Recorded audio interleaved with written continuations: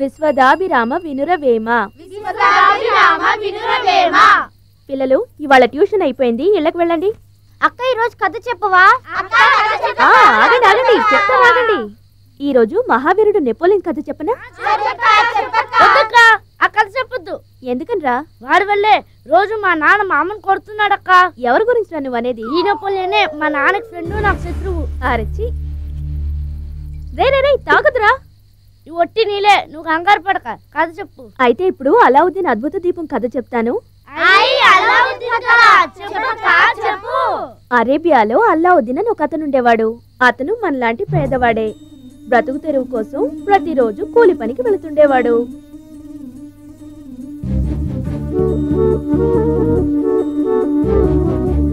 మన అల్లలా ఉన్నాడు కదూ?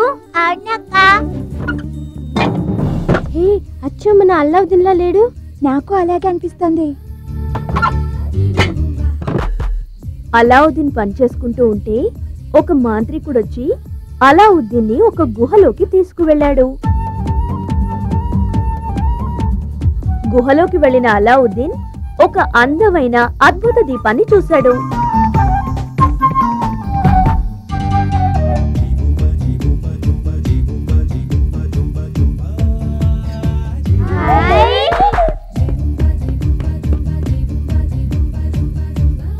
ఆ అద్భుత దీపాన్ని చేతో రుద్దగానే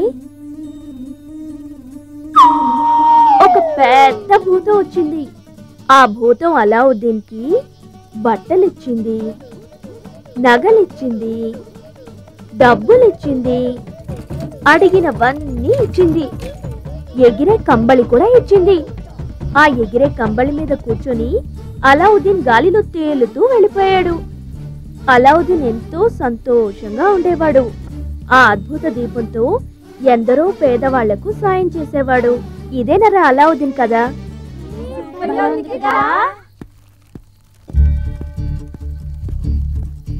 రే పిల్లలు,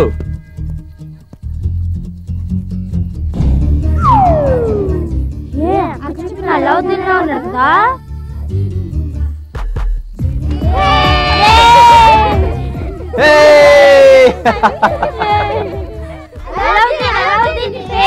ఏంట్రా ఎటకారంగా ఉందా? అడిగిన దానికి సమాధానం చెప్పు. నా పేరు అల్లావుద్దీన్. అయితే నీ దగ్గర అద్భుత దీపం ఉందా? ఏంట్రా కళ ఏమన్నా కన్నారా? లేదు, అక్క కథ చెప్పింది. అవును అల్లావుద్దీన్, మన దేవి పిల్లలందరికీ అల్లావుద్దీన్ అద్భుత దీపం కథ చెప్పింది. అందుకే నేను అద్భుత దీపం అడుగుతున్నారు. ఆ కథలో ఉన్న భూతం అద్భుత దీపాన్ని రుద్దగానే అడిగినవన్నీ ఇచ్చింది. నువ్వు ఆ దీపాన్ని రుద్ది మేము అడిగినవన్నీ ఇస్తావా? అయ్యయ్యో, నా దగ్గర అద్భుత దీపం లేదు కదా.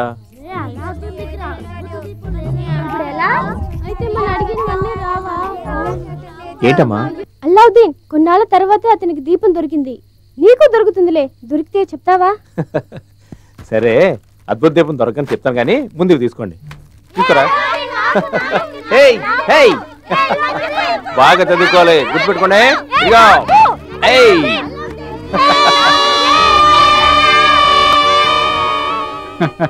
ఇటు ఏంటి సామాన్లన్నీ కొంటానే డబ్బు సరిపోయిందా? స్కూల్ బట్టలు మాత్రం సరిపోలేదు నాన్న. ఏముందిలే, 1 రోజులు ఒకటి చేస్తే అవి కూడా కొనేయచ్చు.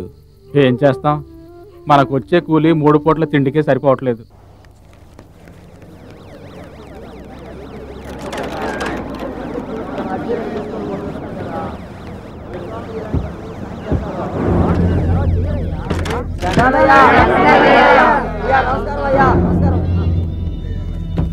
అబ్బా చాలండి, ఎక్కువైతే నెత్తికెత్తారు. అయ్యా, మా పేటలో మురికి నీళ్లు పోవట్లేదు, మంచినీళ్ళు రావట్లేదు.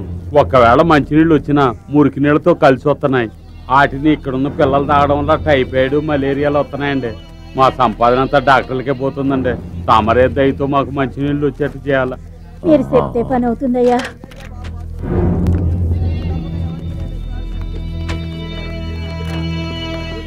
అయ్యా దండాలయ్యా, మా పింఛన్ డబ్బులు ఇట్లేదయ్యా.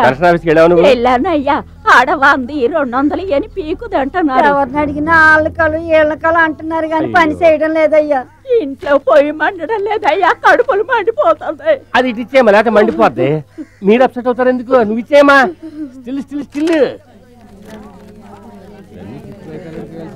ఇవ్వయ్యా. నేను నా కుటుంబం తిని తినకుండా కష్టపడి దాచుకున్న డబ్బుని నా కూతురు పెళ్లికని చిట్ ఫండ్ కంపెనీలో దాచుకుంటే వాడు మమ్మల్ని మోసం చేసి వెళ్ళిపోయాడయ్యా. ఆ కేసు జరుగుతుందిగా కోర్టులో. దానికి అప్పు చేసే ఖర్చు పెట్టావయ్యా. అప్పు ఇచ్చిన వాడు గొంతు మీద కూర్చున్నాడు. ఆ డబ్బుని తమరే ఎలాగైనా ఇప్పించాలయ్యా. తీర్పు మీ పక్కే వస్తుందిలే. స్టిల్ ఫోటోగ్రాఫర్ తీసాను సార్. చెప్పింది ఏది కదయ్యా. రండి సార్. తప్పండి తప్పండి. నమస్కారం. అయ్యా జ్ఞాపకం ఉంచుకోండి అయ్యా. తప్పకుండా. అయ్యా ఉంటామయ్యా. చెప్పండి. అయ్యా తమరు గుర్తు చేయండి ఏదో అయ్యా. రకంగా మంచినీళ్ళు ఏర్పాటు చేయండి అయ్యా. మర్చిపోకండి అయ్యా. వీళ్ళు దరిద్ర రేఖను దాటరు, మీరు దాటించరు. అదేమని అడిగితే వరల్డ్ బ్యాంకుకి వడ్డీ కట్టాలంటారు. ఏం కర్మం. అలా ఫోటోలకి పోజ్ ఇచ్చి వెళ్తాడు చూసావా?